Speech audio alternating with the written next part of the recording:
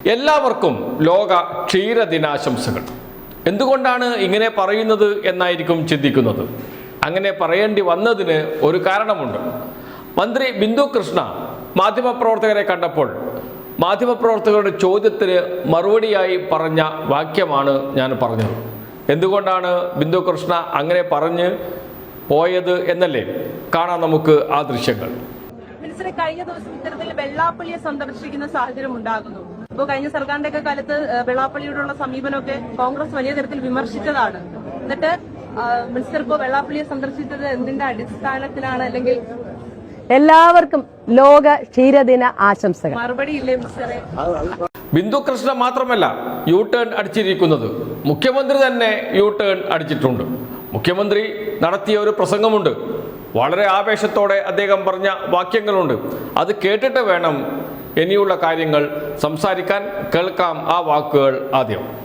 മതേതരത്വം പറയാൻ എളുപ്പമാ, പ്രസംഗിക്കാൻ നമുക്ക് എളുപ്പമാ. നമുക്ക് ഒരുപാട് കാര്യങ്ങൾ പറയാം. മതേതരത്വം ഒരു വശത്ത് പറഞ്ഞുകൊണ്ട് മറ്റൊരു വശത്ത് വിദ്വേഷ പ്രസംഗം നടത്തുന്നവരെ നമ്മൾ പൊന്നാടയിട്ട് സ്വീകരിക്കരുത്. നമ്മൾ മതേതരത്തിനെതിരെ സംസാരിക്കുക, വേറൊരാളെ കൊണ്ട് വിദ്വേഷം പ്രസംഗിപ്പിക്കുക, പിറ്റേ ആഴ്ച അയാൾക്ക് പോയി പൊന്നാടയിടുക, അങ്ങനെ ചെയ്യരുത്. നമ്മൾ കാറി കയറ്റിയാലൊന്നും കുഴപ്പമില്ല, പക്ഷെ കാറി കയറ്റുന്നവരെ നമ്മൾ സൂക്ഷിച്ചു വേണം. അവര് വിദ്വേഷം പ്രസംഗിക്കുന്നവരിലാകരുത് എന്ന് നമുക്ക് ഉറപ്പുവരുത്തണം.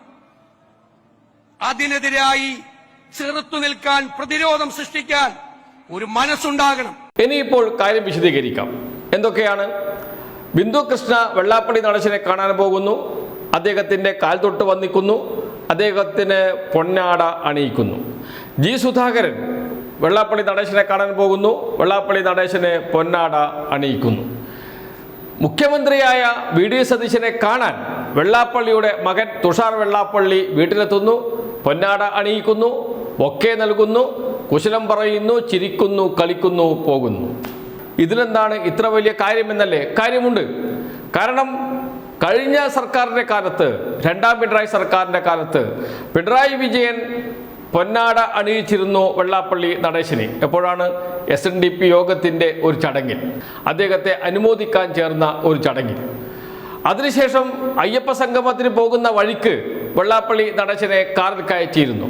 ഈ രണ്ട് കാര്യങ്ങൾ വെച്ച് പിണറായി വിജയൻ മുസ്ലിം വിരുദ്ധനാണ്, പിണറായി വിജയൻ മതേതരത്വത്തെ തള്ളിപ്പറഞ്ഞ വ്യക്തിയാണ്, പിണറായി വിജയൻ ഈ ചെയ്തത് തെമ്മാടിത്തമാണ്, തെറ്റാണ് എന്നൊക്കെ പറഞ്ഞിട്ടുണ്ട്. പ്രതിപക്ഷ നേതാവായിരുന്ന വി ഡി സതീശൻ, കോൺഗ്രസ് നേതാക്കൾ, ബിന്ദു കൃഷ്ണ ഉൾപ്പെടെയുള്ള ആളുകൾ ഇതൊക്കെ വിളിച്ചു പറയുകയും അതിന് വലിയ പ്രചാരം നൽകുകയും ചെയ്തിരുന്നു. ജമാഅത്തെ ഇസ്ലാമിയും മുസ്ലിം ലീഗും വീട് വീടാന്തരം കയറി ഇറങ്ങി ഇക്കാര്യം പറഞ്ഞിരുന്നു.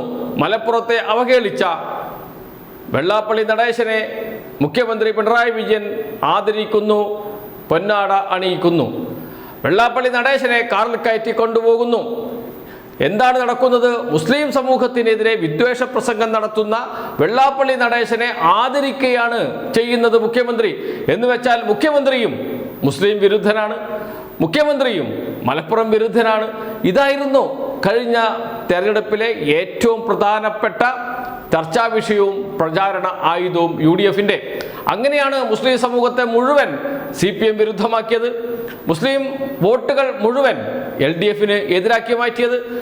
ഇതെല്ലാം വളരെ ആസൂത്രിതമായി കേരളത്തിൽ നടന്ന പ്രചാരണമായിരുന്നു.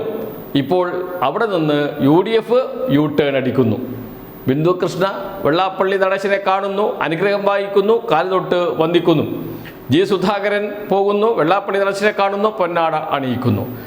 ഇപ്പോഴിതാ പുതിയ വാർത്ത വന്നിരിക്കുന്നു. വെള്ളാപ്പള്ളി നടേശനും മുഖ്യമന്ത്രിയുമായി കൂടിക്കാഴ്ച നടത്തുന്നു, ചർച്ച നടത്തുന്നു. വി ഡി സതീശൻ കെട്ടിപ്പിടിക്കാൻ പോവുകയാണ് വെള്ളാപ്പള്ളി നടേശനെ. ഇതാണ് ഇപ്പോഴത്തെ അവസ്ഥ. അതുകൊണ്ട് തന്നെയാണ് പറയുന്നത്, ലോക ക്ഷീര ദിനത്തിൽ ഇത്തരമൊരു ആശംസ നേരാൻ ബിന്ദു കൃഷ്ണയെ പ്രേരിപ്പിച്ചത് ഒരു ചോദ്യമുണ്ട്. ആ ചോദ്യത്തിനുള്ള ഉത്തരം ഉറപ്പായും കോൺഗ്രസ് നേതാക്കൾ പറയണം. പറഞ്ഞില്ലെങ്കിൽ നാളെ ജനങ്ങളത് പറയിപ്പിക്കുമെന്ന കാര്യത്തിൽ തർക്കമേ ഇല്ല. പക്ഷേ ഇവിടെ ഏറ്റവും പ്രധാനപ്പെട്ട മറ്റൊരു വിഷയം കൂടിയുണ്ട്. ജമാഅത്തെ ഇസ്ലാമിയും മുസ്ലിം ലീഗും എന്തുകൊണ്ട് മിണ്ടുന്നില്ല എന്ന ചോദ്യം. എന്തുകൊണ്ടാണ് അവർ ഇതേക്കുറിച്ച് ഒരക്ഷരം പറയാതിരിക്കുന്നത്? എന്തുകൊണ്ടാണ് മൗനം പാലിക്കുന്നത്? ഈ ചോദ്യത്തിന് ഉത്തരം മുസ്ലിം ലീഗ് പറയണം, ജമാഅത്തെ ഇസ്ലാമി പറയണം, കോൺഗ്രസ് നേതാക്കളും പറയണം.